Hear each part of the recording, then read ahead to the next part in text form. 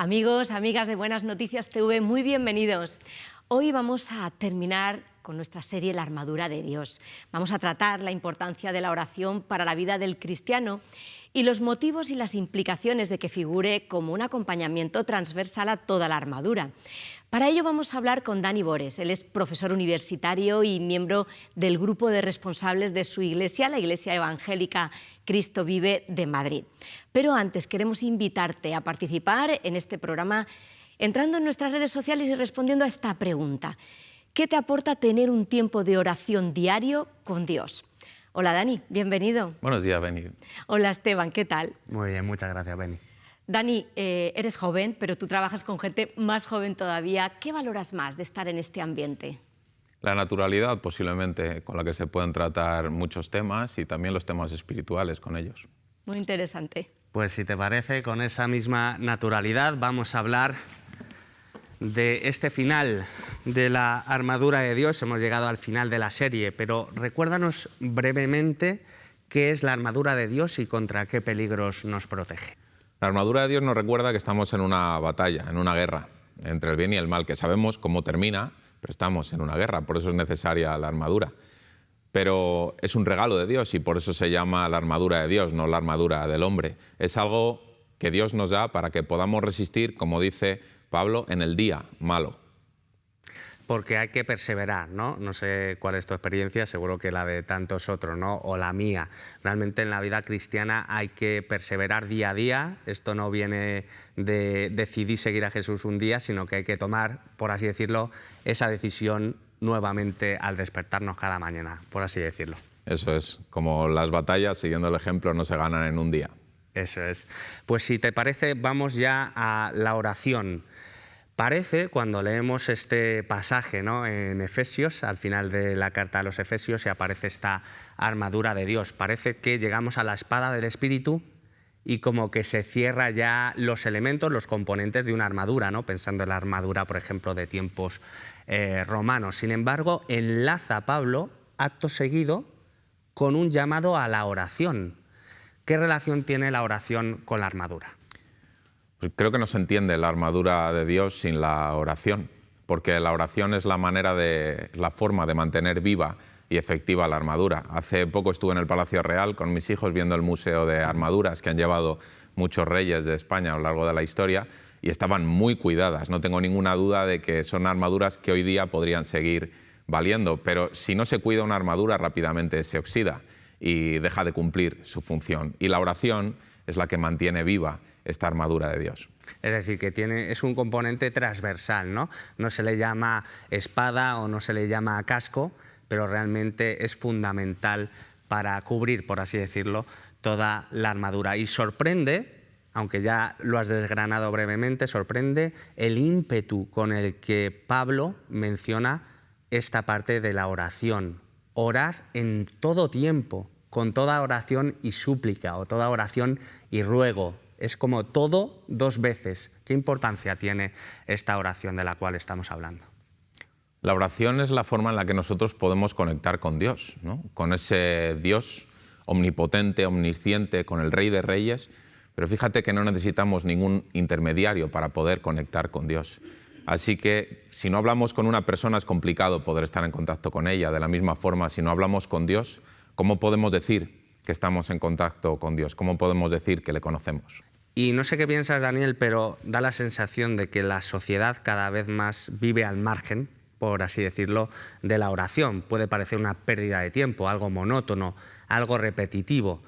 ¿Qué beneficios piensas que sí que aporta la oración a toda persona que decide practicarla? Bueno, la oración creo que se ha dejado de practicar por la sociedad, en primer lugar porque la sociedad ha dejado de creer en Dios, ¿no? Pero si te das cuenta, las personas más influyentes en este 2024, en este siglo XXI, las personas de mayor éxito empresarial o en cualquier ámbito, si ves su rutina diaria, todas te dirán que reservan un tiempo de cada día para meditar, lo que ellos llaman meditar, ¿no? 20 minutos, 10 minutos, 30 minutos, que para ellos es un tiempo en el que estás a solas contigo mismo, pero nosotros aprovechamos este tiempo, sí, para estar a solas con nosotros mismos, lejos de toda la distracción y del ruido, pero también para estar a solas con Dios. Y estamos hablando de estar a solas con Dios, hablar con Dios. ¿Qué aspectos crees que deben estar en esa comunicación que tenemos con Dios? ¿Qué aspectos, qué elementos? ¿Qué nos podrías decir? Jesús fue compasivo y nos dejó una estructura que pudiera ayudarnos. También, no solamente a la hora de orar, sino a la hora de entender qué es orar. Igual que cuando hacemos un examen de inglés, por ejemplo, se nos recuerda, bueno, esta sería una estructura para una carta formal, para un email informal, para una carta de queja.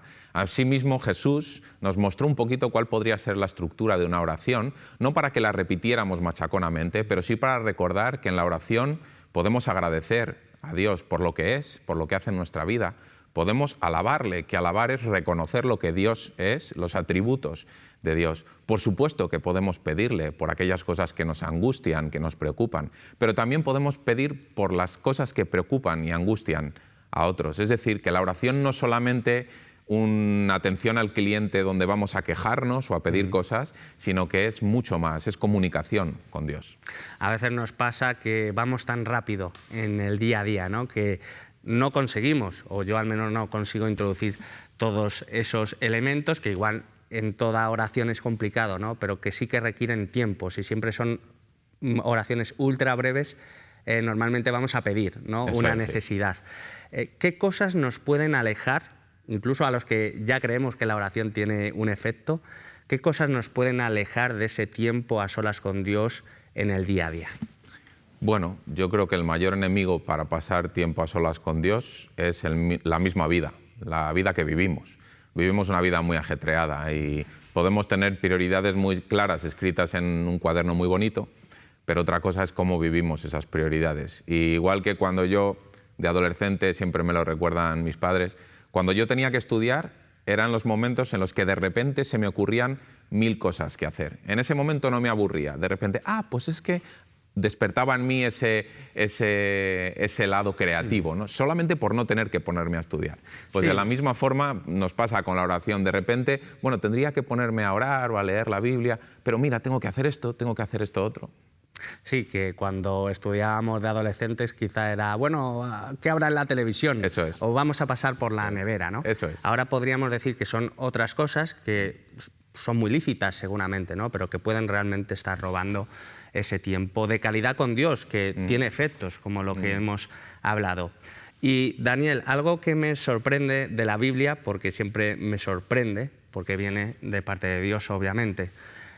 En este pasaje se nos menciona que oremos en todo tiempo, pero se marca un énfasis muy grande en que oremos los unos por los otros, por las necesidades de los demás más que por las de uno mismo. Esto suena difícil. ¿Por qué crees que nos lo está pidiendo?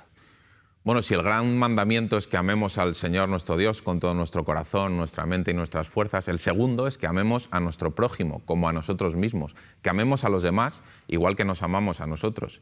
¿Qué mejor forma de amar a los demás y de demostrar ese amor que orar y pedir al Padre Celestial por ellos? Porque sobre todo cuando tenemos que pedir o cuando queremos pedir a Dios por una necesidad de otra persona, en primer lugar tenemos que conocer esa necesidad.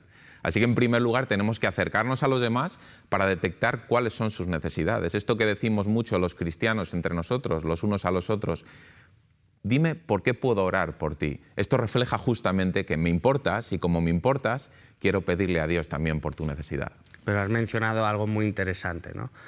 Para saber por lo que hay que orar, hay que estar en conexión con el resto, ¿no? De las personas, conocerlas, pasar tiempo con ellas, realmente formar parte de algún modo de sus vidas, ¿no? Y en ese momento sí conseguiremos salir de nosotros mismos, que obviamente pedimos porque tenemos motivos por los que pedir, pero no dejarnos fuera al resto, ¿no? Porque hay situaciones que lo necesitan. Y cuéntame, ¿qué te aporta a ti el ponerla en práctica? Seguro que con imperfecciones, ¿no? Todos tenemos que crecer, pero ¿qué te aporta a ti realmente poner en práctica este tiempo con el Señor y que luego te lleva a poder contagiarlo? Por ejemplo, tú has trabajado mucho con jóvenes, ahora estás ya un poco a nivel de iglesia como responsable junto a un equipo, pero has estado mucho también con jóvenes.